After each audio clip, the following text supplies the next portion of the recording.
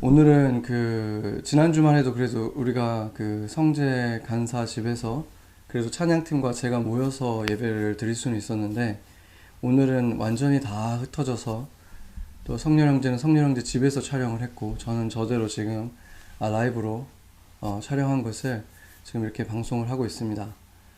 그래도 감사한 것이 이렇게 떨어져 있지만 이렇게 하나로 이 방송 장비를 통해서라도 하나로 모아서 이렇게 여러분께 이렇게 예배를 같이 드릴 수 있게 돼서 너무 감사한 것 같습니다. 네, 오늘 본문을 보면 이 성경에서 가장 유명한 사건 중에 하나라고 할 수 있죠.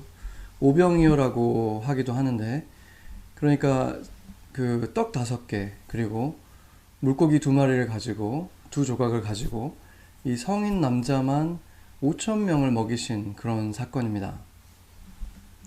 예수님의 이 기적은 4개의 복음서, 마태, 마가, 누가, 요한복음, 이 4개의 복음서에 다 기록되어 있기 때문에 더욱더 잘 알려져 있죠. 그리고 그만큼 예수님께서 이 사건을 통해서 우리에게 뭔가 가르쳐주고 싶은 말씀이 분명하게 있다는 것입니다.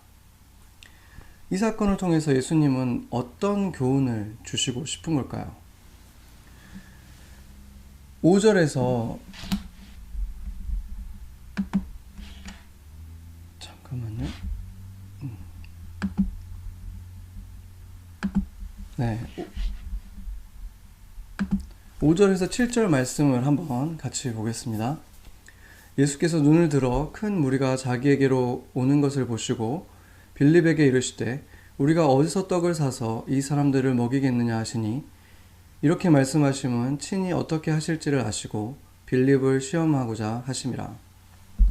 빌립이 대답하되 각 사람으로 조금씩 받게 할지라도 200데나리온의 떡이 부족하리이다. 아멘. 네, 이 첫 번째 여기에서 보여주는 것은 예수님께서 지금 시험하려고 하셨다. 빌립을 시험하려고 하셨다는 것인데, 무엇을 시험하는 것입니까? 신뢰에 대한 시험을 하는 것이죠. 이 마태, 마가, 누가복음에는 구체적으로 포함되어 있지는 않고 제자의 이름도 분명하게 말하고 있지는 않은데, 요한복음은 빌립과의 대화를 더 구체적으로 기록하고 있습니다. 빌립이 누구였습니까? 요한복음에 등장했던 안드레와 함께 예수님의 첫 번째 제자들이었죠. 그의 이름이 빌립이라는 이 이름이 헬라식 이름이기 때문에 그 아버지가 헬라 사람이었다. 그렇기 때문에 이 혼혈의 어머니는 아마 유대인이었고 아버지는 헬라인이었던 혼혈이었던 사람이라는 것을 짐작할 수 있습니다. 그렇기 때문에 이 빌립은 헬라식 사고, 다시 말하면 합리적인 것이 최고라고 생각하는 그러한 사고방식을 가지고 있었다는 것이죠. 그런 빌립에게 예수님께서 이렇게 시험하십니다. 어디서 우리가 이들을 먹일 빵을 살 수 있겠느냐? 이렇게 물었습니다. 그런데 마태, 마가, 누가복음에는 지금 빌립과의 이 구체적인 대화가 있기 전에 먼저 제자들이 이렇게 예수님에게 이 많은 사람들을 먹이기 위해서는 군중을 이렇게 흩어지게 해서 각자 먹을 것을 구하게 합시다. 이렇게 예수님에게 권하는 그런 장면이 나오는데, 그때 예수님께서 뭐라고 답을 하셨냐면,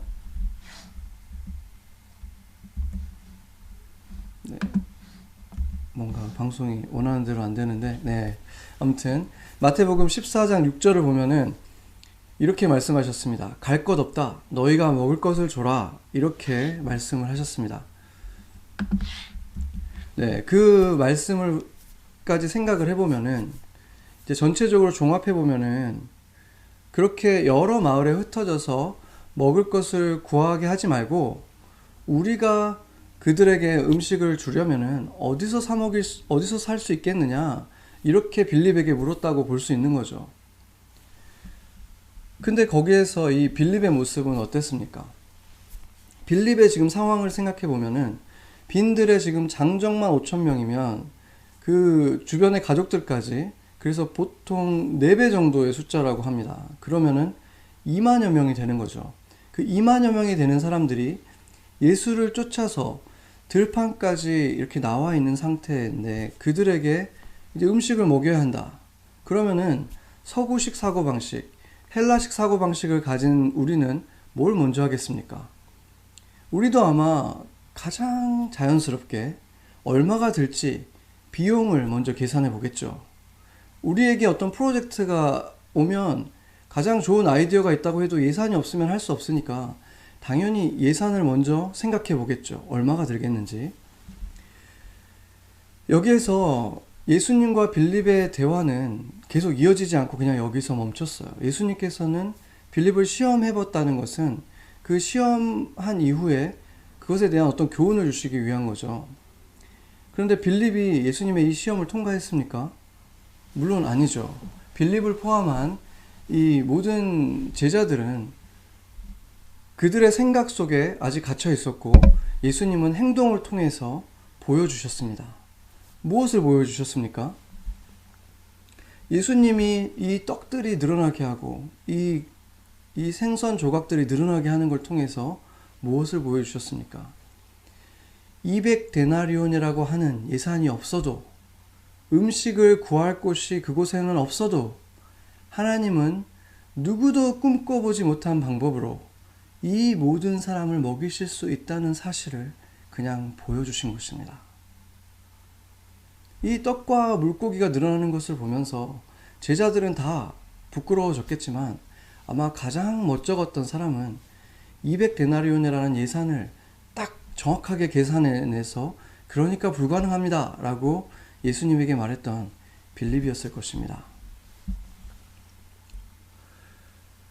저희 교회도 이 예산을 짜는 것을 우리가 예산이 엄청나게 있고 버젯이 많은 그런 이 교회가 아니기 때문에 대단한 회의를 하거나 하진 않지만 연초가 되면 저희도 나름대로 이제 계획을 짜는데 계획이 그렇게 복잡하지 않죠. 저희들은 그 규모도 그렇지만 우리가 쓰는 예산이라는 게 딱 정해져 있고 얼마 안 정해져 있잖아요.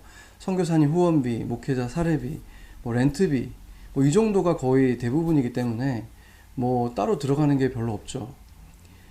그렇지만 이제 우리도 나름대로 회의는 해야 되니까 하는데 그때 이제 우리 교회의 입장에서 생각을 해보면은 교회는 어떤 헌금이라는 게 정해져 있는 게 아니잖아요. 그렇기 때문에 예산을 짤 때 구체적으로 짜기는 굉장히 어려운 것 같아요. 그렇지만 어쨌든 우리 나름대로 구체적인 것들은 짜죠. 조금 전에 말했던 그 세 가지 정도는 이렇게 구체적으로 짜는데 작년에 이제 우리가 그 교육청 우리가 이제 교회 건물을 이제 학교를 빌려 쓰는데 교육청으로부터 어떤 공문을 하나 받았는데 혹시 파이낸셜 하십이 있는 그런 단체들 학교를 빌려 쓰는 단체 중에서 그런 단체들은 이제 그 신청을 하면은 뱅크 스테이트먼트 같은 거를 이렇게 제출을 하고 어렵다는 것이 증명이 되면 그 웨이브를 해주겠다, 이 렌트비를 웨이브 해주겠다 이런 공문을 받았어요. 근데 너무 좋았는데 우리도 다 그 뱅크 스테이트먼트 내밀고 이렇게 하면 다 웨이브 받을 수 있을 그런 상황이지만 그 밑에 이제 제외되는 것이 그 종교 단체는 제외된다 이렇게 써 있더라고요. 그래서 신청하고 싶었지만 이제 우리가 신청을 하지 못했죠. 그냥 그렇지만 혹시나 해서 이제 우리 학교 관계자한테 우리가 이런 어려움이 있긴 있는데 혹시 언급은 했습니다. 혹시나 해서 어플리케이션 내지 않았지만. 그런데 저희가 이제 올해 그 빌딩을 사용하기 위한 그 신청을 하는 것을 제출을 했는데 신청을 하고 나면 이제 원래는 돈을 내라고 이제 빌이 날아와야 되는데 빌 대신에 공문이 날아온 거예요. 그래서 그 공문이 뭐라 그러냐면 그 우리가 신청한 퍼밋이 어프로브 됐고 비용도 다 페이가 됐다 이런 공문이 와서 처음에는 저희는 뭔가 이제 잘못됐다 이렇게 생각하고 그냥 좀 시간이 좀 지났어요.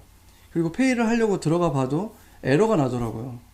나중에 이제 시간이 좀 더 지나서 들어가 보니까 그 페이 하는 곳에 이제 들어가 보니까 그 링크에 DOE에서 Centrally Fully Fund를 해줘서 낼 것이 없다라고 밸런스가 지로라고 이렇게 떠 있더라고요. 그러니까 그걸 보고 이제 저희가 정말 그 간증 책들이나 나오는 그런 일이 정말 우리한테 일어났구나.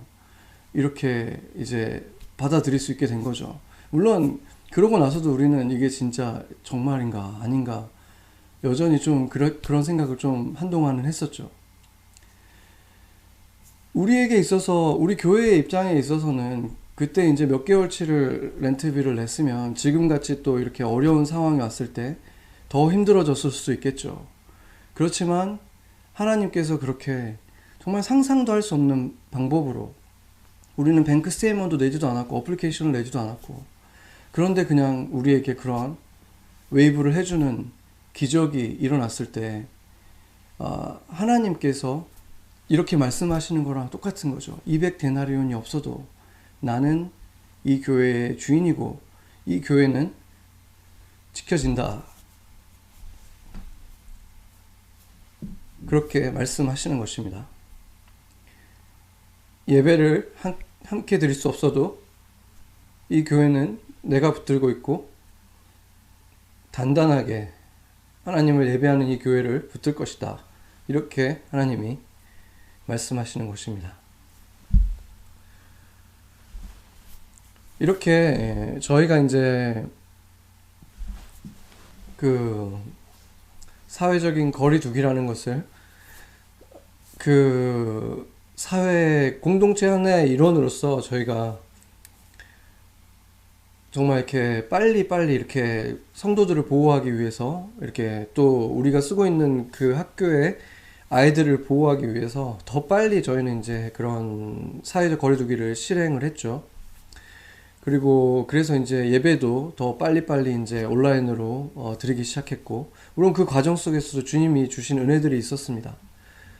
저희가 그 아이들 유모차를 끌고 오는 부모님들을 위해서 방송을 해야 됐고, 그래서 페이스북 라이브를 미리 또 준비하게 됐고, 그런 것들이 지금 우리가 온라인으로 옮기는데 더 빨리 옮길 수 있도록 많은 도움이 됐죠. 지금 우리가 뭐 사회적 거리두기도 하고 있고, 또 뉴저지 같은 경우는 저녁에 통금도 있고 이런 고통을 겪고 있는데, 이때 우리 생각에 이런 기가 막힌 현실이 도대체 언제까지 지속될 것인가, 나는 언제까지 버틸 수 있을까, 이렇게 그냥 근심이 매일매일 쌓여가고 있는 사람들도 우리 가운데 많이 있을 것입니다. 또 덜어는 걱정이 있긴 있지만 이리저리 계산을 해보고 그래도 나는 저축해놓은 돈이 이만큼 있으니까, 아니면 뭐 난 내 회사는 그래도 좀 더 튼튼하니까 괜찮을 거야, 이런 식으로 걱정을 굉장히 많이 하는 사람, 아니면 걱정은 되지만 그래도 내가 가진 것들을 생각하면서 이 가진 것들을 가지고 안정을 찾으려고 하는 그런 사람들도 있을 것입니다.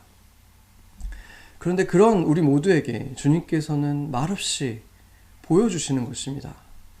너희의 생각은 다 틀렸다. 내가 먹일 것이다.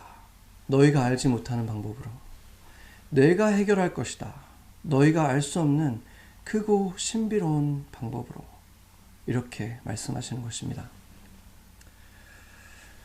우리가 잘 아는 그 C.S. 루이스가 나니아 연대기나 이런 책으로도 유명하지만, 그분이 정말 유명해지게 된 계기가 언제였냐면 2차 세계대전 때 그 영국 사람들은 그때 당시에 이제 그 원자폭탄이 언제 공습할지 모르는 그 공포 속에서 살았어요. 그 위력을 알고 있기 때문에 그게 하나 터지면 뭐 그냥 도시 하나가 없어져 버리잖아요. 그러니까 그때 그 공포 속에 있는 사람들, 매일매일 그 공포 속에 살아갔다고 하는데, 그때 이 C.S. 루이스가 라디오 방송을 했어요.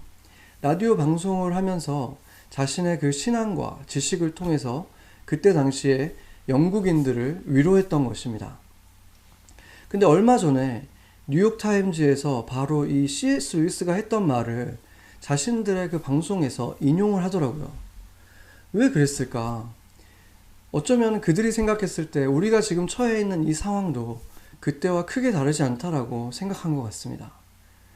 기독교 매체가 아닌 세속적인 방송인데 그 뉴욕타임즈의 그 뉴스를 전하는 이 팟캐스트에서 기독교 사상가의 글을 인용했다는 것은, 지금 우리가 겪고 있는 이 시기는 신을 인정하지 않고서는 도저히 안정을 찾을 수 없는 그런 상황이라는 것을 보여주는 것일 것입니다. 신을 인정하지 않고서는 불안과 초조함을 다룰 수 없는 그런 상황에 우리 모두는 놓여 있다는 것입니다. 1948년에 작성된 이 글의 제목은 이렇습니다. 제가 제목과 내용을 번역했는데 원자탄의 공격의 시대에 살아가기, 이런 제목의 글입니다. 제가 읽겠습니다. 우리는 원자탄의 공격에 대해서 너무 심하게 사로잡혀 살고 있습니다. 이런 시대에 우리는 어떻게 살아야 할까요? 저는 불쑥 이렇게 답하고 싶어집니다.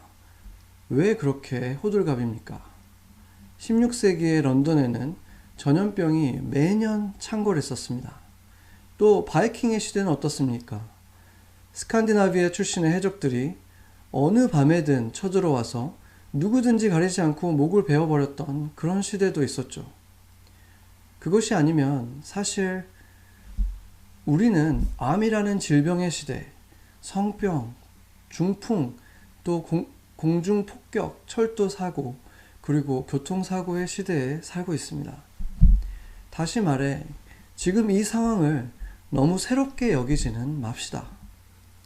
사실은 고귀한 여러분들, 그리고 여러분이 사랑하는 모든 사람들은 원자탄이 개발되기도 전에 이미 사형을 선고받았습니다. 그리고 굉장히 높은 확률로 우리 모두는 별로 원치 않는 모습으로 죽음을 맞을 겁니다. 우리의 선조들에 비하면 마취제라는 고통을 줄여주는 방식의 도움을 받을 수는 있죠. 그러나 죽음은 피할 수 없습니다.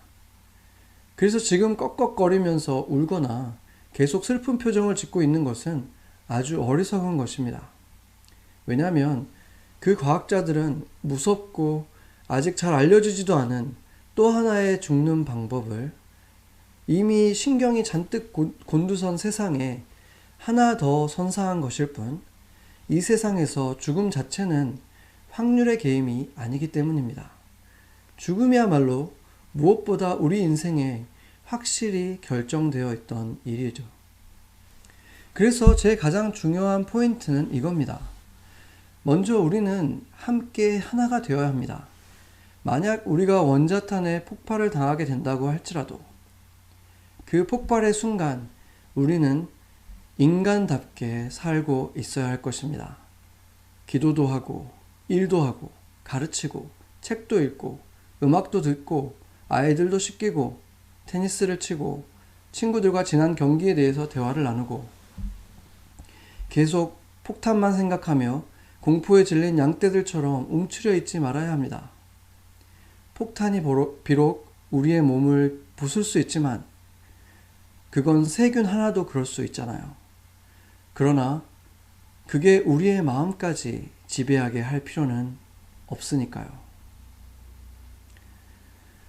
1948년에 작성된 이 글은 지금 우리가 처한 것과는 상황도 좀 다르고 대처할 수 있는 방법도 다르기는 하지만 뉴욕타임즈의 이 기자는 지금은 우리가 비록 몸으로는 서로 거리를 두고 있지만 이 어려움 속에서도 우리의 마음만큼은 더욱 가까워져야 된다는 사실, 바이러스만 생각하면서 공포에 질려 움츠려만 있지 말고 인간답게 여러 가지 방법들로 서로 사랑하면서 이 시간을 보내야 한다는 것을 말해주고 싶었던 것 같습니다.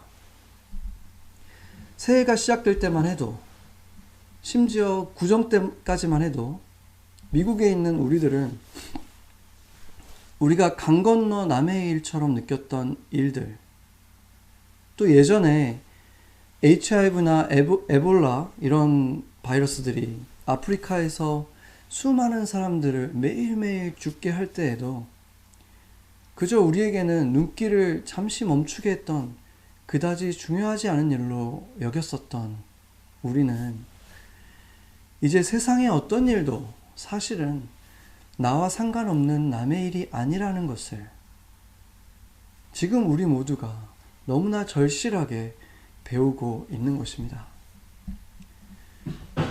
그러나 두려움의 지배를 당하는 것은 아무런 도움이 되지 않는다는 사실, 모두가 두려움 속에 있을 때 이 말을 해주던 사람이 신실한 그리스도인이었던 C.S. 루이스였다는 것은 우연이 아닌 것입니다.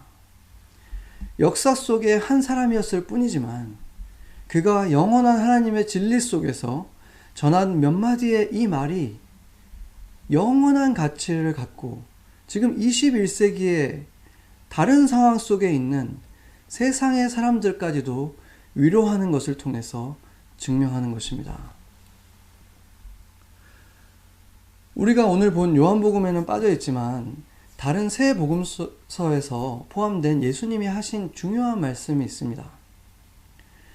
너희가 먹을 것을 주라 하신 것이죠. 이것은 빌립에게만 하신 것이 아니라 모든 제자들에게 하신 말씀입니다. 물론 그 순간에 빌립은 그게 왜 불가능한 것인지 자신이 계산한 예산의 수치로 증명하려고 했습니다. 그런데 그때 혹시나 하는 마음으로 먹을 것을 찾아 나선 제자가 하나 있었죠. 누구였습니까? 그는 예수님의 말씀을 듣고 주변을 다니면서 혹시라도 먹을 것을 가진 사람이 있습니까? 하면서 묻고 다닌 것입니다. 그때 작은 아이 하나가 자신에게 있는 작은 도시락 하나를 그 제자 안드레에게 건넸습니다. 그 보잘것없는 평범하고 작은 도시락이지만 아이가 가진 전부를 그가 안드레에게 준 것이죠. 안드레는 그 소년과 함께 예수님에게 와서 자신 없는 목소리로 이렇게 말했습니다. 여기 떡 5개와 물고기 2마리를 가진 아이가 있긴 합니다만 이것으로 어떻게 이 많은 사람을 먹이겠습니까? 이렇게 얘기했습니다. 그리고 우리가 잘 아는 것처럼 사람들을 앉히신 다음에 떡과 물고기에 축사하시고 나눠주자. 그것은 끝도 없이 생겨나기 시작했습니다. 그리고는 5,000명을 먹이고도 2만 명을 먹이고도 12광주리에 조각들이 가득 찰 정도였습니다. 그런데 이 2만 명이나 되는 사람들 중에서 음식을 가진 사람이 과연 이 소년 한 명밖에 없었을 리가 있을까요? 그 작은 도시락 정도의 음식이라면 아이들과 함께 온 다른 엄마들도 분명히 챙겨왔을 것입니다. 그럼에도 불구하고 이 소년 외에 누구도 그것을 가지고 나오지 않았습니다. 아마도 어떤 사람들은 빌립과 같이 아주 현실적인 사람들이기 때문에 자기들이 가지고 있는 거 자기들이 먹기에는 괜찮지만 그것을 뭐 준다고 해서 얼마나 나눠줄 수 있겠느냐, 이건 턱없이 부족하다, 그런 현실적인 생각에서 가지고 오지 않았을 것입니다. 아니면 드리고 싶다는 생각은 들었지만 내가 가지고 있는 이것이 너무 초라해 보여서 이 초라한 음식을 주님 앞에 참아 내놓지 못한 그런 사람들도 있었을 것입니다. 그것도 아니면 가지고는 있지만, 어느 정도 가지고는 있지만 자기가 먹기에도 모자란다고 생각해서 나누고 싶지 않았던, 몰래 감추어 주었던 그런 사람도 있었을 것입니다. 지금은 미국에 있는 대부분의 큰 도시에 있는 사람들은 대부분 다 지금 저희들처럼 자가격리에 다 들어가 있게 되었지만 몇 주 전까지만 해도 뉴욕주에서 뉴러셀이라고 하는 웨체스터에 있는 비교적 작은 타운의 일부 지역만 격리 지역으로 지정되었었죠. 그래서 그곳에 헬기가 뜨고 군인들이 오고 그 미국 최초로 그런 격리가 시작됐기 때문에 드라이브 스루도 설치가 됐었죠. 굉장히 삼엄한 분위기가 그곳에 연출이 됐는데 그때 그곳을 취재하기 위해서 한 여기자가 그 검사소를 방문을 했습니다. 그래서 그곳에 군인들도 만나고 또 방호복을 입고 있는 한 간호사를 만나게 됩니다. 그래서 그 간호사에게 이 기자가 묻습니다. 무섭지 않으세요? 여기 분위기가 아주 삼엄하네요. 그런데 이 중년의 간호사의 말이 그 대답이 제 마음에 아주 크게 부딪혔습니다. 그 여자분이 아주 차분한 목소리로 이렇게 말했습니다. 제가 지금 여기에 있지 않으면 뭐 하려고 간호사가 됐겠습니까? 이렇게 말을 했습니다. 그러고 보면 그 기자도 마찬가지죠. 당시에 굉장히 위험하게 느껴졌던 그곳으로 위험을 무릅쓰면서 그 격리 지역까지 취재에 나섰던 이유가 뭐겠습니까? 바로 그런 것을 하기 위해서 기자가 되었기 때문인 거죠.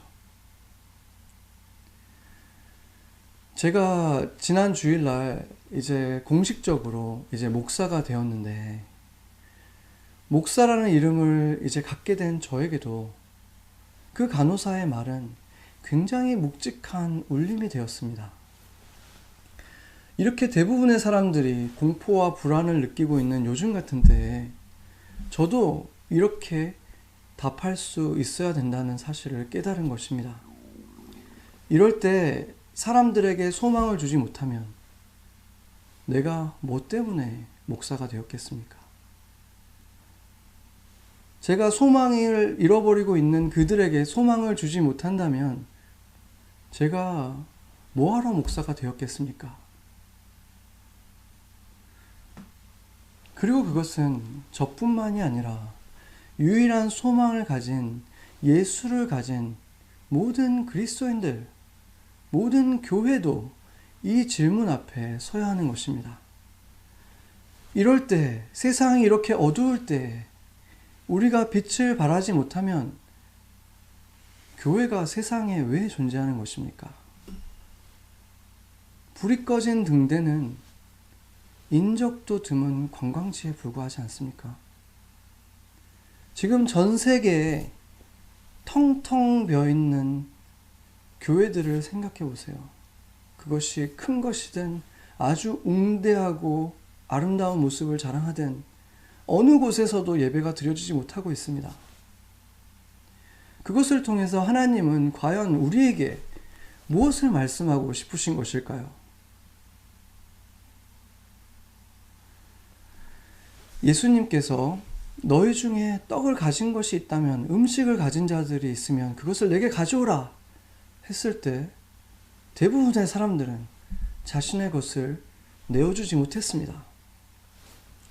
그런데 이 아이 하나가 달랐죠. 그 5,000명 안에는 들어가지도 않았고 그 20,000명 속에 있었던 정말 작은 아이 하나, 그리고 그 아이가 가지고 온 것도 그날 엄마가 아침에 그냥 싸준 특별할 것이 전혀 없는 그냥 빵과 생선 조각들입니다. 큰 생선 2마리 갖고 어떤 영화들에는 이렇게 큰 빵을 이렇게 보여주고 사진들에도 있지만 원어적으로 보면은 다 조각들이에요. 빵 조각들, 생선 조각들. 그 작은 조각들, 그것을 가지고 나왔습니다. 정말 초라한 것에 불과하지만 주님이 가져오라고 하니까 가지고 온 거예요. 마찬가지로 안드레도 그 초라한 음식, 그것으로는 턱없이 모자란다는 것을 알았지만 어떤 제자도 하지 못했던, 그래도 혹시나 주님께서 이거라도 필요하시지 않을까, 정말 작은 믿음을 가지고 주님의 말씀을 따라서 그것을 가지고 왔습니다. 그래서 그 안드레의 혹시나 했던 작은 믿음이 그들에게, 그리고 모든 사람들에게 놀라운 은혜를 경험하게 하는 그 축복으로 이어진 것입니다.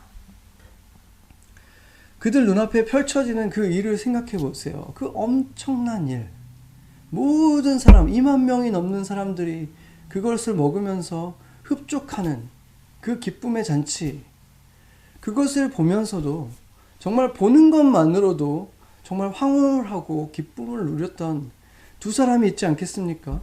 그 안드레와 그 소년, 얼마나 기뻤겠습니까? 그 둘 중에서도 가장 큰 영광을 얻은 것은 이 무명의 작은 소년이었습니다.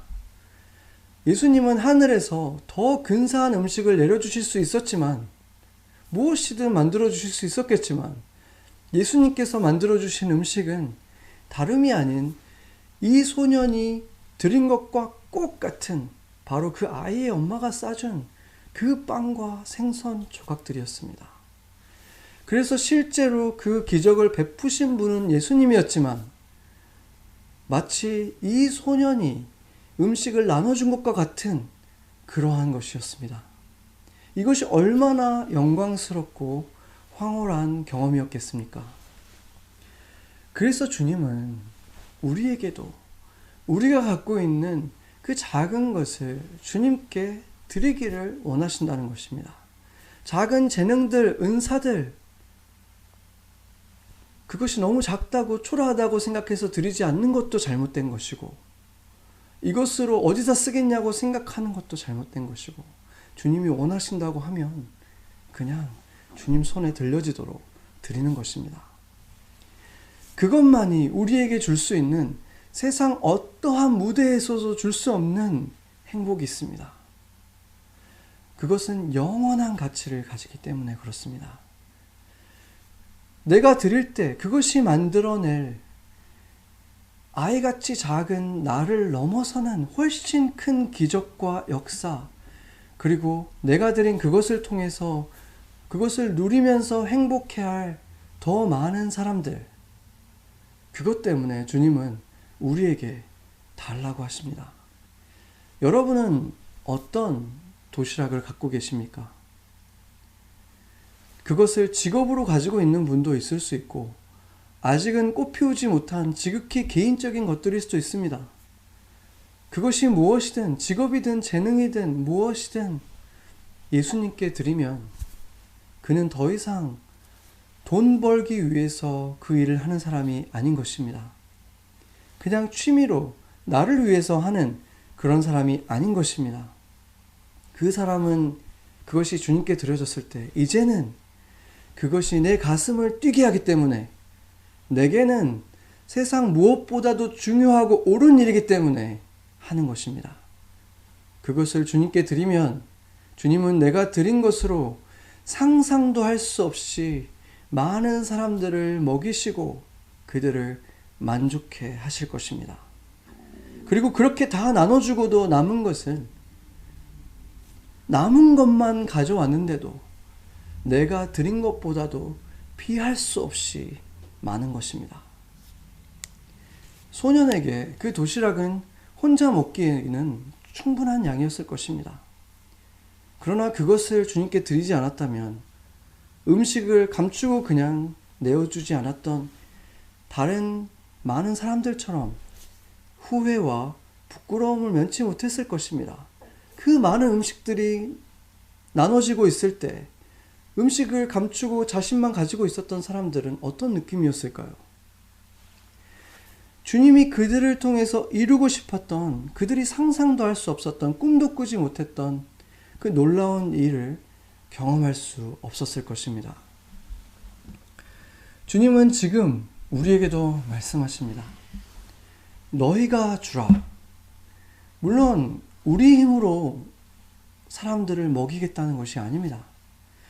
우리는 단지 내가 드릴 수 있는 아주 소박한 것을 그냥 드리는 것이고, 안드레처럼 혹시나 주님이 이것이라도 원하실 수 있지 않을까?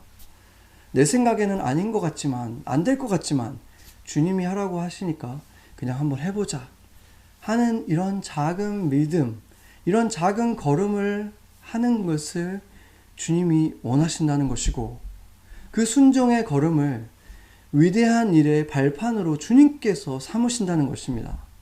그 순간 작은 걸음과 작은 순종이 주님의 손에 들려지면 주님께서 먹이시면서도 너희가 먹인 것이다, 너희가 준 것이다 하면서 그 영광을 우리에게도, 그 기쁨을 우리에게도 나눠주시는 것입니다.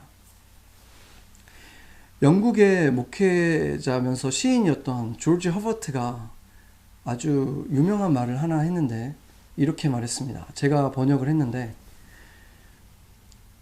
죽음은 한때 사형 집행관이었지만 복음은 그를 하나의 정원 관리인으로 만들어버렸다. Death used to be an executioner, but the gospel makes him just a gardener.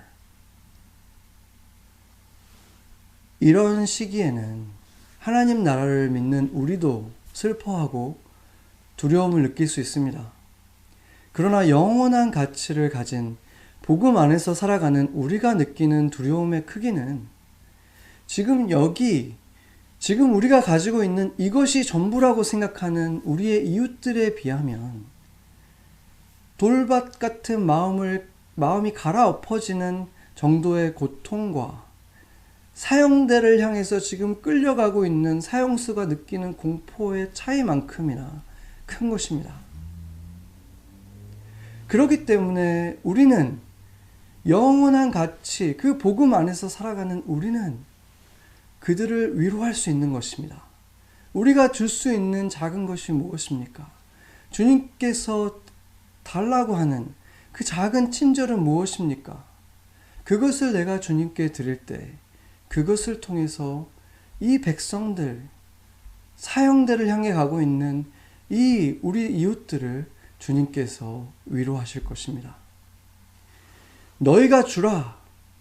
이 말씀, 예수님의 말씀이 여러분에게는 무엇을 의미합니까? 같이 기도하시겠습니다.